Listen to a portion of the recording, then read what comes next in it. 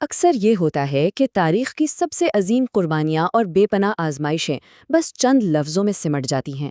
آج کے اس تجزیے میں ہم ایک ایسی ہی انتہائی مختصر لیکن تاریخی اعتبار سے بہت گہری دستاویز کا جائزہ لینے والے ہیں۔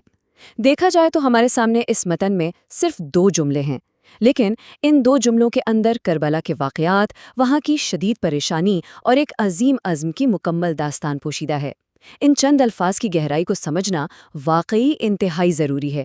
تو چلیے دیکھتے ہیں کہ اس متن کو کس طرح مختلف حصوں میں تقسیم کر کے اس عظیم قربانی کے ہر پہلو کو واضح طور پر سمجھا جا سکتا ہے۔ چلیے سب سے پہلے سیدھا چلتے ہیں کربلا کے محاصرے اور پانی کی اس بندش کی طرف جس کا ذکر متن میں کیا گیا ہے۔ جب ہم کربلا کے میدان اور اس سخت محاصرے کی بات کرتے ہیں تو متن میں ایک مخصوص دن کا حوالہ بالکل کلیئر ملتا ہے، 7 محرم۔ دیکھیے، یہ صرف ایک عدد یا کوئی عام تاریخ نہیں ہے۔ واقعات کی رفتار اور ان کی شدت کو سمجھنے کے لیے اس دن کی اہمیت بے حد زیادہ ہے۔ جب بھی اس واقعے کو پڑھا جاتا ہے، 7 محرم کا ذکر ایک ایسی ٹائم لائن سیٹ کرتا ہے کہ اصل آزمائش کا باقاعدہ اور شدید آغاز یہیں سے ہوتا ہے۔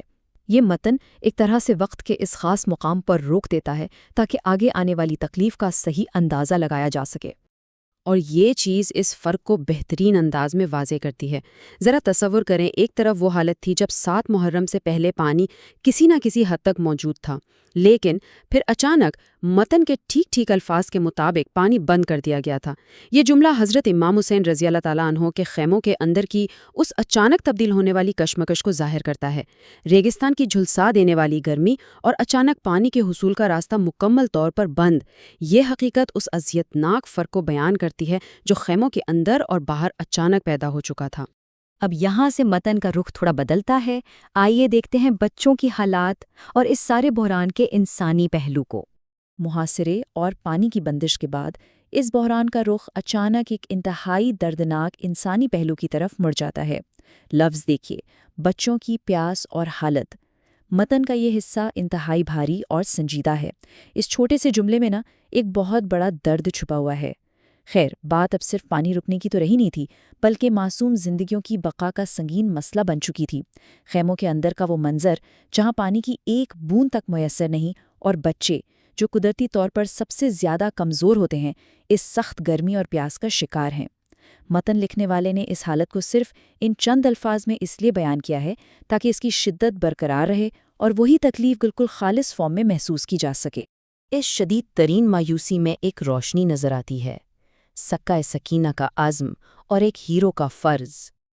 اب اس حوالے سے سب سے دلچسپ اور اہم بات یہ ہے کہ جب حالات اس قدر سنگین ہو گئے تو متن میں ایک ایسی شخصیت کا ذکر آتا ہے جن کے اندر ایک خاموش لیکن انتہائی مضبوط طاقت تھی۔ متن انہیں ایک خاص لقب سے نوازتا ہے، ساقِ سکینہ۔ جیسا کہ متن خود واضح کرتا ہے، اس کا مطلب ہے سکینہ کو پانی پلانے والا۔ یہ صرف ایک نام نہیں ہے، یہ ایک پوری ذمہ داری اور ایک عظیم رشتے کی پہچان ہے۔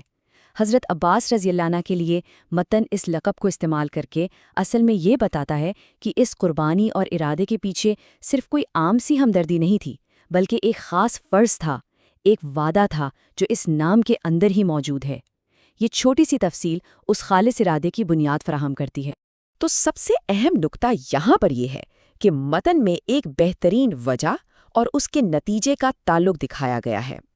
پہلا قدم دیکھیے، بچوں کی پیاس اور حالت دیکھ کر، یہ وہ وجہ تھی، وہ دردناک منظر تھا جس نے فیصلہ کرنے پر مجبور کیا۔